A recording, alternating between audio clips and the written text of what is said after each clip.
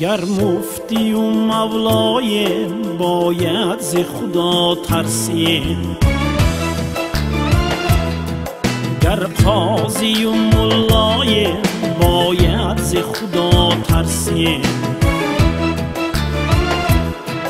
گر عاشق شیدایم یا بیهود و رسوایم، گر عاقل دنیایم باید ز خدا ترسیم، گر عاشق شیدایم یا بیهود و رسوایم، گر عاقل دنیایم باید ز خدا ترسیم.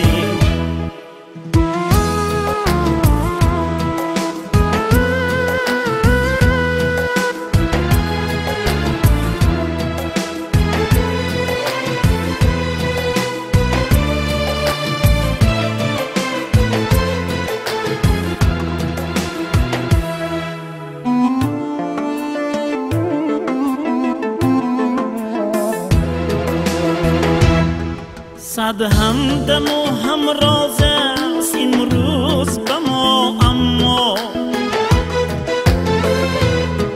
در گور چو تنهایم باید ز خدا ترسیم، گر مستی می نابیم، گر مستی لبی یاریم، گر از همه بالایم باید ز خدا ترسیم، گر مستی می نابیم، گر مستی لبی یاریم، گر از همه بالایم باید ز خدا ترسیم.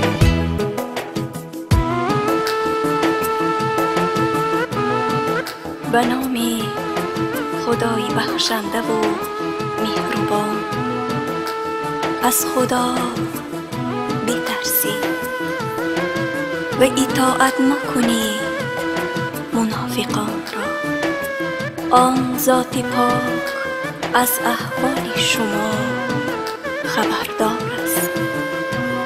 توکل کنید به خدا که او نگهبان و کارساز و بنده نواز است.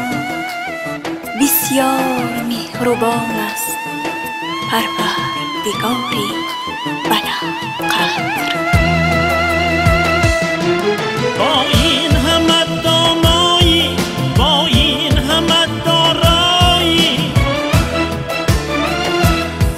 در زیر زمین جایم باید ز خدا ترسیم،